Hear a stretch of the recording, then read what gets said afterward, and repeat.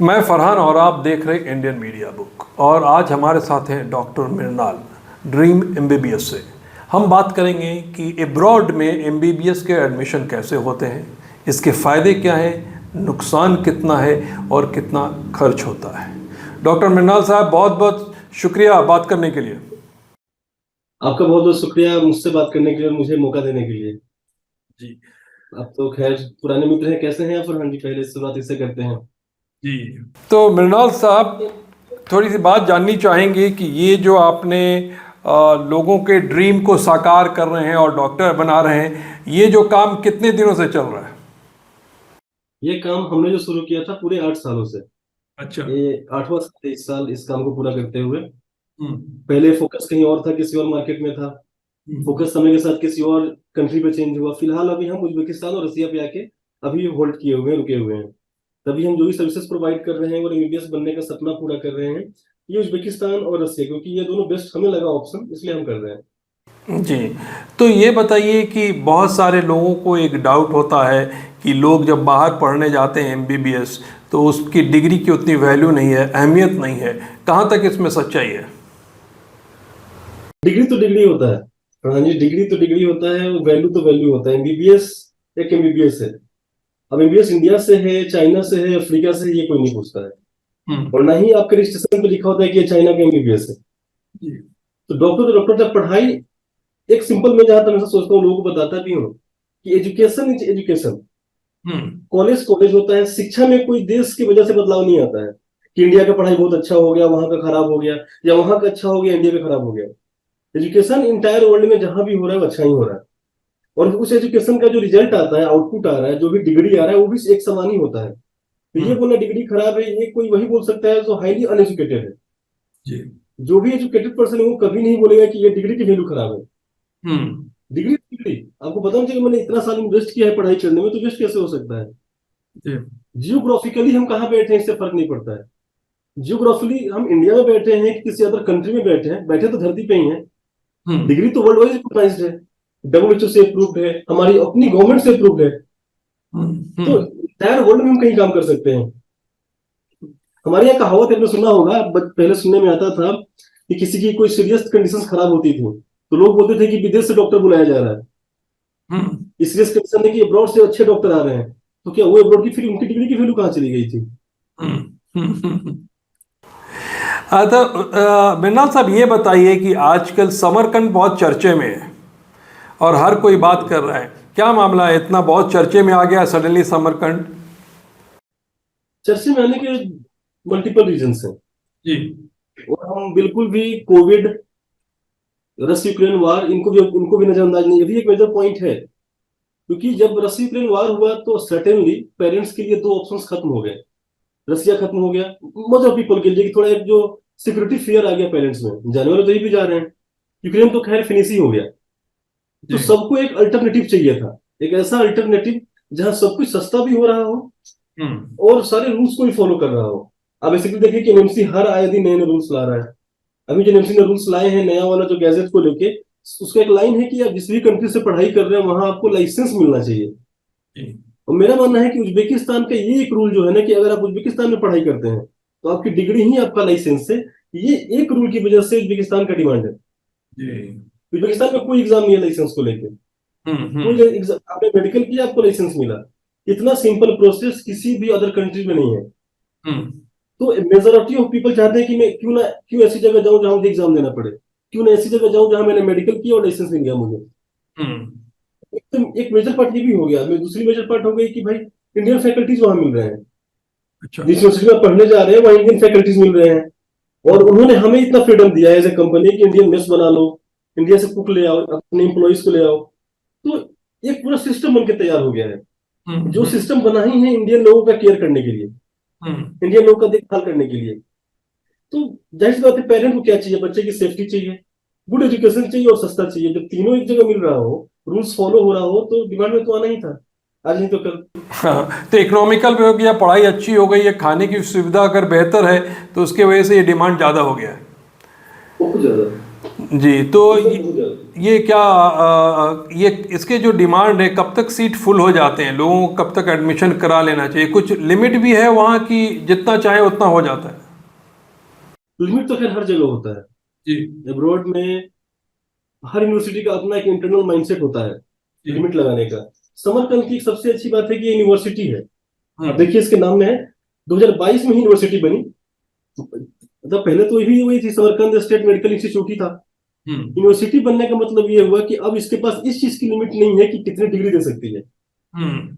अगर इंस्टीट्यूट होता या अगर एकेडमी होता तो इस पे एक लिमिट होता है कि हम इतना मेडिकल डिग्री ही इशू कर सकते हैं, वरना फिर हमें अपने पेरेंट यूनिवर्सिटी से अप्रूवल लेना पड़ेगा, जी। जिसके भी हम ब्रांच हैं, कि हम इतने बच्चों को रिक्रूट कर रहे हैं, करें या ना करें। समरकंद यूनिवर्सिटी बन गया तो अब इसके पास लिमिट खुद का है, ये खुद डिसाइड करेगा कितने बच्चे आए कितने बच्चे ना आए। अब देखिए समरकंद में जो बैठे हुए हैं ऊपर लोग, जो उसके प्रोडेक्टर हैं, जो रेक्टर हैं, जो डीन है, एक्ademic डिपार्टमेंट है, उन्हें अपनी कैपेसिटी अच्छे से पता है, और उन्हें समरकंद का डिमांड इंडिया में है ये भी अच्छे से पता है। हम्म। हमारे थ्रू पता चला होगा, हमने बताया होगा। तो हर सीजन शुरू होने से पहले यूनिवर्सिटी अपना एक माइंड मेकअप करती है हम्म। कि हम इस साल कितने बच्चों को होस्ट कर सकते हैं। जैसे हम्म। कि हम 500 को होस्ट कर सकते हैं, 400 होस्ट कर सकते हैं, 600 कर सकते हैं।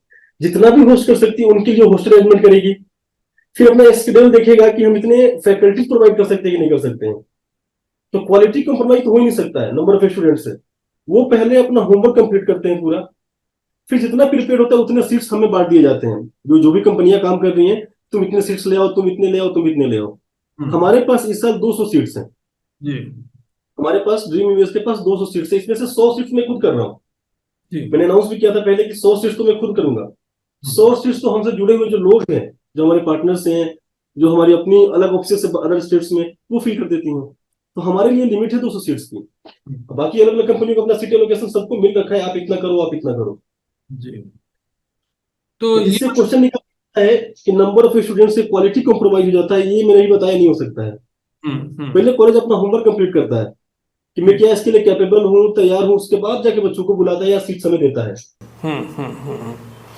तो यहाँ पे बहुत सारे लोगों को डाउट होता है कि इस यूनिवर्सिटी में अलग अलग फीस हैं, तो क्या यूनिवर्सिटी हर एजेंट को अलग एक फीस देती है, या यूनिवर्सिटी का एक ही फीस होता है? यूनिवर्सिटी की फी एक ही होती है, जी।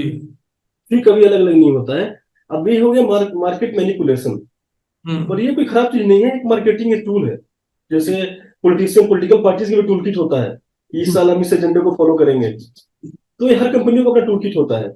हमें यूनिवर्सिटी को एक बेस्ट प्राइस पे करना है। फॉर एग्जाम्पल मान लीजिए कि मुझे 4000 पे करना है विथ हॉस्टल। हम्म। अब ये मेरे ऊपर है कि 3200 फी लिख दूं या 800 हॉस्टल लिख दूं, हम्म। 3500 फी लिखूं 500 हॉस्टल लिख दूं, या 3600 लिखूं 400 लिखूं। ये टोटली कंपनी के ऊपर डिपेंड है। हम्म।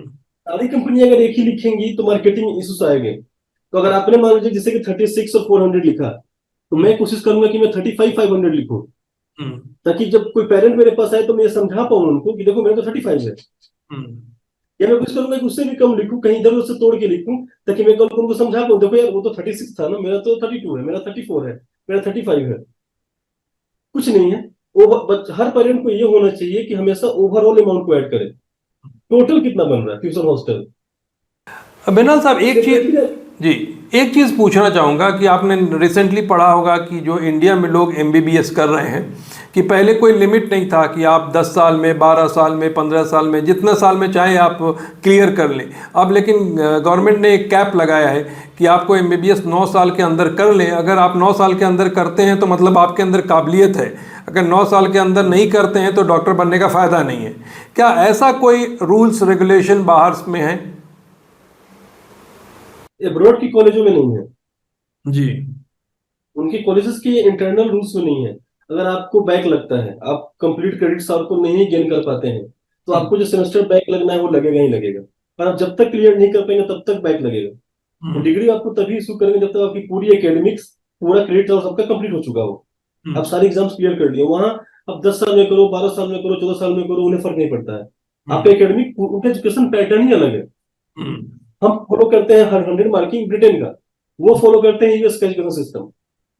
उनका स्केपिंग नहीं, हाँ, लेकिन हमारा मेन मोटिव है कि हमें पढ़ के वहां से वापस इंडिया आना है वर्क करने के लिए। तो हमारी गवर्नमेंट का रूल कुछ ऐसा नहीं होना चाहिए कि हम्म। इतने साल में पढ़ गए तो हम नहीं मानेंगे डिग्री को। अभी तक ऐसा कोई रूल अभी तक नहीं है एज ऑफ नाउ। नेक्स्ट अगर जिस दिन लागू हो गया, अभी तो ड्राफ्ट पे चल रहा है, कब आएगा कोई फिक्स डेट अभी नहीं है। जिस दिन नेक्स्ट लागू हो गया उस दिन लग जाएगा 10 साल का। उसमें एक ड्राफ्ट में एक लाइन है 10 years वाला। 10 years तो अब वो लाइन रहेगा कि लाइन हटेगा कोई नहीं बोल सकता है, जब तक वो फाइनल नोटिफिकेशन ना आ जाए। ये बस मृणाल साहब ऐसा है कि अगर कोई पढ़ने वाला बच्चा है तो 6 साल के बदले अगर 3 साल और भी गवर्नमेंट ग्रेस देती है तो काफी लंबा अरसा है क्लियर करने के लिए। मेरा जहां तक मानना है कि उनको तो 2 साल नहीं देना चाहिए। 6 साल, 6 साल बहुत है। जी। आप पढ़ाई करने गए हो भाई, पढ़ाई भी नहीं कर पा रहे हो तो क्या कर रहे हो? क्या फायदा है, सही है। मुझे लिखना था। मृणाल साहब ये भी सुना है कि आपने साउथ में किसी ये थिंक एजुकेशन फर्स्ट कोई एक कंपनी है जिसके साथ आपका। थिंक एड फर्स्ट है, बेंगलुरु की कंपनी है। जी ये इस बार समरकंद स्टेट मेडिकल यूनिवर्सिटी को हमारे बिहाफ पे जी। पूरे साउथ में, कर्नाटका, तमिलनाडु, जहां भी उनकी रीच है हम्म वो प्रमोट कर रहे हैं। हम्म और हम बहुत ही जल्दी बहुत सारे वेबिनार्स और सेमिनार्स प्लान करेंगे। हम अपने होमवर्क पे वर्क कर रहे हैं ताकि लोगों को पता चले। अब बहुत बड़े हमारे अभी स्टूडेंट्स बहुत हैं, इस साल भी, लास्ट ईयर भी हमारे साउथ इंडिया से बहुत ही स्टूडेंट हैं। बेसिकली मैं तो नॉर्थन साइड में बैठा हूँ, आपको ही पता है, दिल्ली बैठा हूँ। हर एक पेरेंट को बेंगलुरु से आना, दिल्ली सर्विसेज सबको चाहिए और क्वालिटी सर्विसेज चाहिए। अब किसी पेरेंट को हम पे ट्रस्ट है कि नहीं, मेरे जानने वाला कोई गया है, सर्विसेज अच्छी है, क्वालिटी मेंटेन्ड है, तो 10 में से 8 पेरेंट्स सिर्फ इसलिए नहीं आ पाते हैं क्योंकि हम वहां प्रेजेंट नहीं है। 2 ही पेरेंट होते हैं जब दिल्ली तक आ जाते हैं एडमिशन के लिए। जी। तो ये जब तक बना रहेगा, पेरेंट्स पेरेंट्स तक हमारी सर्विसेज पहुंच ही नहीं पाएंगी। तो हमें कोई ऐसा चाहिए जरूर वहां पे जो वहां हमारे बिहाफ पे बैठा रहे जी। और लोगों को ट्रस्ट बना रहे कि नहीं आप यहाँ जाओ या वहां वहां जाओ, बात आपको एक ही मिलने वाला है, सर्विस आपको एक ही मिलने वाली है। तो हमने सुना कि एक जरूरी था, बहुत जरूरी था। इसी साल हमारे अलायंस से अब थिंक एड फर्स्ट जो है, एजुकेशन फर्स्ट जो है बेंगलुरु की कंपनी, वो जो भी हमारे वहां से लोग आना चाहते हैं वहां जाए, वहां जाए, वहां से सर्विसेज ले। सेम प्रोसेस है, काउंसलिंग वहां से करें, मेरे से बात कर ले फोन पे। बट एक पॉइंट अब होगा, हम इसको जल्दी ही लॉन्च भी करने वाले हैं, ऑलरेडी पोस्ट वगैरह बन रहे हैं कि लोगों को पता चले इस बारे में कि थिंक एड फर्स्ट पे आप जा सकते हैं बेंगलुरु में। ऑफिशियल हमें रिप्रेजेंट कर रहे हैं, आपको किसी भी तरह का कोई भी कंसर्न रखने की जरूरत नहीं है। आप जाए, एडमिशन प्रोसेसिंग स्टार्ट करें। अब डिस्टेंस एक मैटर नहीं बनेगा। आप हमारे साथ समरकंद या कहीं भी पढ़ने जाना चाहते हैं तो distance will not be a matter कि आप कहीं और चले जाएं। तो मृणाल साहब एक चीज़ बताइए कि जो समरकंद में जितना इकोनॉमिकल है उस रेंज में कौन कौन सी कंट्री और है जो बच्चों के लिए ज़्यादा फायदेमंद है? सेम बजट में बात की जाए तो फिर रसिया है। अच्छा। बजट सेम है तो जिस पेरेंट को, अगर रसिया सेफ है वैसे, अगर किसी पेरेंट को सिक्योरिटी कंसर्न ना हो तो रसिया भी एक ऑप्शन है अल्टरनेटिव। सेम कोर्सेज है, सब कुछ सेम है, रूल्स रूल्स मैंने कि रूल्स फॉलो कर रहा है। लाइसेंस का भी कोई ज्यादा बड़ा इशू नहीं है, एक एग्जाम होता है, एक तादसिया करके एग्जाम दीजिए, लाइसेंस भी मिल जाता है। रसिया एक बेटर ऑप्शन है, कजाकिस्तान भी बेटर ऑप्शन है। बजट की इकोनॉमिक बात की जाए तो कजाकिस्तान, रसिया और उज्बेकिस्तान, ये 3 बेटर ऑप्शन होंगे सेम बजट में। बजट अगर हम हायर करते हैं, अगर यूरोप जाना है तो फिर तो अलग बात है। जब मुझे उतना हायर करना ही होगा तो इंडिया कौन सा बुरा था। तो ये बताइए, यूरोपियन कंट्री की जो बात अगर हम करते हैं और इंडिया में जो प्राइवेट मेडिकल कॉलेज है उसमें प्राइस में भी डिफरेंस आते हैं कि ऑलमोस्ट सेम है? ऑलमोस्ट सेम हो जाता है। जब यूरोपियन कंट्रीज में इंटर करते हैं और जो रेपुटेड यूनिवर्सिटीज है वहां जाते हैं तो उससे सेम प्राइस आपको लगता है जो इंडिया में लगने वाला है। प्लस लिविंग एक्सपेंस सबसे बड़ी कंसर्न। मंथली अगर आप $1000 का लिविंग एक्सपेंस एफोर्ड कर सकते हैं तो आप जाइए, हंगरी जाइए। अब मंथली 800 से $1000 आपको एक्सपेंस करना पड़ेगा। साल का $12,000, 10 लाख तो हमारे लिविंग एक्सपेंस पे चला गया। यूनिवर्सिटी एंड उसको साइड में रखते हैं तो इंडिया पर इसका प्राइस पड़ेगा बिल्कुल 1.5 CR 1 CR पड़ेगा। हाँ, अब बात यह है कि किसी का पॉकेट अलाउ करता है और फॉरेन की डिग्री वो सीरियसली चाहते हैं तो उनके लिए वो है ऑप्शन। क्या जरूरत क्या है, वो भी जो डिग्री होगा आप किसी यूरोप से भी लेके आते हैं तो क्या होगा, वो ज्यादा से WHO अप्रूव्ड होगा, ECFMG सर्टिफाइड होगा, USMLE अप्रूव्ड होगा, NMC अप्रूव्ड होगा, यही 4-5 बोर्ड्स है ना। GMC अप्रूव्ड होगा, प्लैब अप्रूव्ड होगा, इसके अलावा तो कुछ नहीं होता, यही 5-6 बोर्ड्स हैं। जब सेम कोर्स सेम अप्रूवल के साथ मुझे 25 लाख में और 20 लाख और 30 लाख में मिल सकता है तो हम उसी कोर्स के लिए 1 CR क्यों खर्च करें, जबकि वो कोर्स जो है अंडर ग्रेजुएट कोर्स है,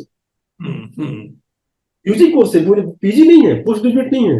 यूजी कोर्स के लिए जितना, मेरा कहना है जितना कम खर्च उतना करना चाहिए, कम से कम खर्च कीजिए, असल पैसा तो आपको PG में लगने वाला है। क्यों ना पीजी के लिए बचा के रखें ताकि यूजी में खर्च कर सकें। अच्छा मेरा तो आखिर में एक सवाल आपसे कि ये जो समरकंद यूनिवर्सिटी में एडमिशन है, इसका जो बैच तो अब नया बैच जो शुरू होगा सितंबर में शुरू होगा, तो कब तक स्टूडेंट को एडमिशन ले लेना चाहिए कि स्मूथ उनका ट्रांजैक्शन हो सके? जुलाई तक कंप्लीट कर लेना चाहिए। जुलाई के एंड तक कंप्लीट करना इजी चाहिए। प्रोसेस चाहते हैं, इजी प्रोसेस जो होता है स्मूथ, तो जुलाई या मैक्स टू मैक्स 10 अगस्त तक उनको इससे डिले करना ही नहीं चाहिए। क्योंकि हमारी जो पहली बैच जा रही है थिंक एट फर्स्ट ईयर, हमारी बेंगलुरु से जो बच्चे निकलेंगे, हम 20 से 25 अगस्त के बीच में पहला ग्रुप 30 से 35 बच्चों का फ्लाई कराएंगे, फर्स्ट ग्रुप। सेकेंड ग्रुप में सितंबर के 1 से 5 के बीच में भेज दूंगा। जी। थर्ड ग्रुप में मतलब कोई भी बैच मेरा 15 सितंबर तक चला जाएगा सारे बच्चे।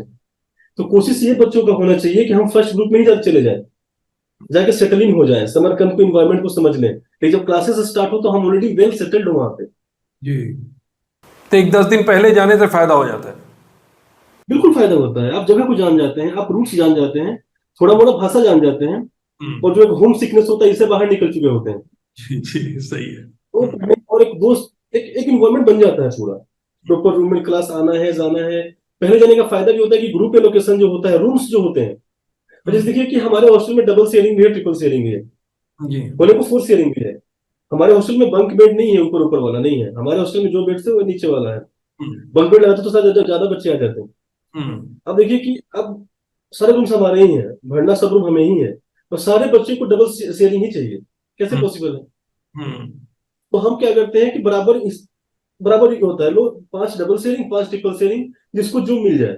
तो अगर आप पहले ग्रुप में जाते हैं तो ज्यादा चांसेस है कि डबल शेयरिंग आपके लिए खाली हो, खाली हो। क्योंकि जो भी आएगा वो डबल शेयरिंग ही लेते जाएगा, लास्ट में बचेगा ट्रिपल शेयरिंग वाला। तो अगर हम आपको वादा किए हैं, या बेंगलुरु में बैठे थिंक एट फर्स्ट ने आपको वादा किया कि डबल शेयरिंग दिलाएंगे, और आपने अप्लाई ही किया 10 अगस्त तक, तो कितनी परसेंट चांस है कि आपको डबल शेयरिंग मिलेगा? 10% चांस है। तो कल को आप हमें ब्लेम करें या उनको ब्लेम करें कि डबल शेयरिंग नहीं मिला, तो हमारी गलती नहीं है। हमने प्रॉपर काउंसिल के टाइम से एडमिशन स्टार्ट कीजिए, टाइम से प्रोसेसिंग लीजिए और टाइम से जाइए। तो मेरा से एक चीज़ और बताइए कि जो आपका नॉर्थ का जो फ्लाइट है वो तो दिल्ली से डायरेक्ट चली जाती है, बैंगलोर के लिए क्या क्या ऑप्शन है? यहाँ से दिल्ली और दिल्ली से वहाँ, या फिर यहाँ से अबू दुबई भी है ऑप्शन कोई? ऑप्शन है, मल्टीपल ऑप्शन है। बेंगलोर से हम फ्लाई दुबई की फ्लाइट्स भी ले सकते हैं, जो दुबई वाया दुबई भी जा सकते हैं, एक ऑप्शन ये भी है। या दिल्ली से डायरेक्ट फ्लाइट है, एक ऑप्शन ये भी है। अगर दुबई में ज्यादा हॉल्ट है, ज्यादा देर का हॉल्ट लग रहा है, 10 घंटा 12 घंटा 15 घंटे का स्टे हो रहा है, जनरली 10 घंटे का 8 घंटे का मिल जाता है, तो बेटर ऑप्शन है कि बेंगलोर टू दिल्ली है और दिल्ली से वहां चलिए। डोमेस्टिक फ्लाइट तो बहुत मिलती है, इनमें कोई दिक्कत नहीं है, तो मल्टीपल्स है, तो उससे अकॉर्डिंग डोमेस्टिक ले और दिल्ली से डायरेक्ट फ्लाइट ले कि 1 घंटे का स्टे हो, हम यहाँ से चले जाए, ज्यादा बेटर ऑप्शन है। और 2.5 घंटे में वहां पहुंच जाए।